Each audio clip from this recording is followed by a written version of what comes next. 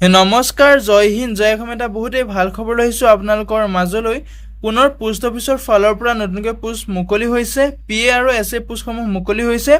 প্ৰতিটো পোষ্টত আপুনি আবেদন কৰিবলৈ আৰ্হতা কিমান লাগিব, বয়সৰ সময়সীমা কিমান লাগিব, কিমান তাৰিখৰ পৰা কিমান তাৰিখলৈকে আবেদন কৰিব পাৰিব, লগতে আপোনাৰ এপ্লিকেশ্যন ফিজ কিমান কাটিব লাগিব, সকলো তথ্য এই ভিডিঅ'টো আলোচনা কৰিম। ভিডিঅ'টো শেষলৈকে চাই যাব, অলপো স্কিপ নকৰাকৈ।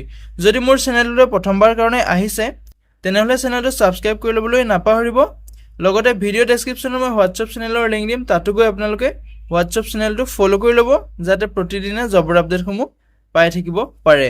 ভিডিঅ'টো সকলো বন্ধু বান্ধৱীলৈ শ্বেয়াৰ কৰি দিব যাতে সকলোৱে জবৰ আপডেটসমূহ পাই থাকিব পাৰে। ইয়াতে আপোনালোকে দেখিবলৈ পাইছে পোষ্ট অফিচ ৰিক্ৰুটমেণ্ট 2025, যেটো 2025 বৰ্ষৰ কাৰণে পোষ্ট অফিচৰ ফালৰ পৰা বহুখিনি পোষ্ট মুকলি হৈছে। পিএ আৰু এছএ পোষ্টসমূহ মুকলি হৈছে। ইয়াতে ফুল ডিটেইলছ মই ভিডিঅ'টোত কৈ যাম, ভিডিঅ'টো চাই যাব, অলপো স্কিপ নকৰাকৈ। ইয়াতে লিখা আছে পোষ্ট অফিচ ৰিক্ৰুটমেণ্ট 2025 ৰ অভাৰভিউটো হৈছে।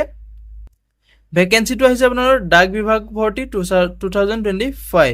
ইয়াতে অৰ্গেনাইজেশ্যনটোৰ নেম হৈছে ইণ্ডিয়া পোষ্ট, যেটো ভাৰতীয় ডাক বিভাগৰ ফালৰ পৰা নতুনকৈ পোষ্টসমূহ মুকলি কৰি দিয়া হৈছে। যদি আপুনি পোষ্টসমূহৰ আবেদন কৰিম বুলি ভাবিছে তেনেহলে ডেসক্ৰিপচনতে মই আবেদন কৰাৰ লিংক দিছো, তাতে গৈ আপুনি আবেদনসমূহ কৰি ল'ব পাৰিব। ইয়াতে পোষ্ট নেমটো হৈছে পোষ্টেল এছিষ্টেণ্ট পিএ আৰু সৰ্টিং এছিষ্টেণ্ট এছএ।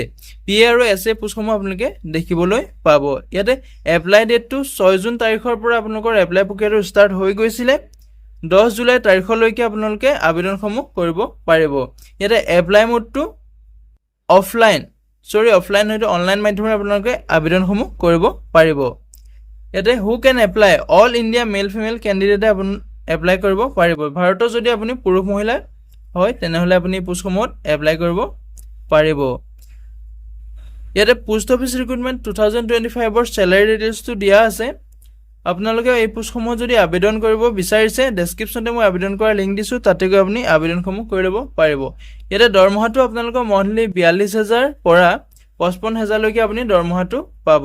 ইয়াতে বয়সৰ সময়সীমাটো দিয়া আছে। মিনিমাম এজটো আপোনালোকৰ 18 বছৰ পৰা মেক্সিমাম আপুনি 30 বছৰলৈকে এপ্লাই কৰিব পাৰিব। লগতে আপোনালোকৰ যেটো গভৰ্ণমেণ্টৰ ৰুলৰ মতে এজ সিলেকশ্যনসমূহ দিয়া হয়, সেইমতে আপোনালোকৰ এজ সিলেকশ্যনসমূহ ইয়াতো দিব।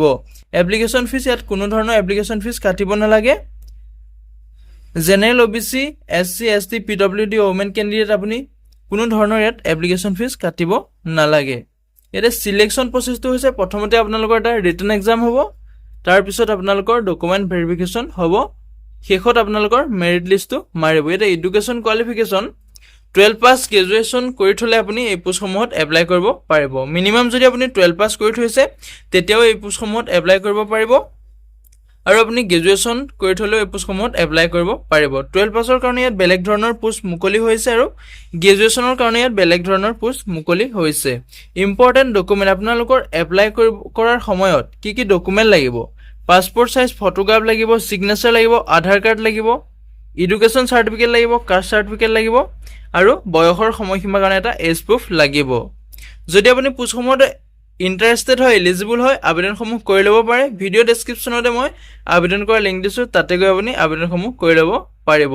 এটা ইম্পৰ্টেন্ট ডেটটো হৈছে অনলাইন এপ্লাই ষ্টাৰ্ট হৈছিল আপোনালোকৰ 6 জুন তাৰিখে, আৰু ইয়াতে লাষ্ট ডেটটো আছে 10 জুলাই তাৰিখলৈকে আপুনি এই পোষ্টসমূহত এপ্লাই কৰিব পাৰিব। যদি ভিডিঅ'টো চাই ভাল পাইছে এটা লাইক কৰিব, আৰু মোৰ চেনেললৈ যদি প্ৰথমবাৰ কাৰণে আহিছে তেনেহলে চেনেলটো সাবস্ক্ৰাইব কৰি ল'বলৈ নাপাহৰিব। লগতে ভিডিঅ'টো সকলো বন্ধু বান্ধৱীলৈ শ্বেয়াৰ কৰি দিব যাতে সকলোৱে জবৰ আপডেটসমূহ পাই থাকিব পাৰে। আজিলৈ ভিডিঅ'টো ইমানেই আছিলে। জয় হিন্দ, জয় অসম।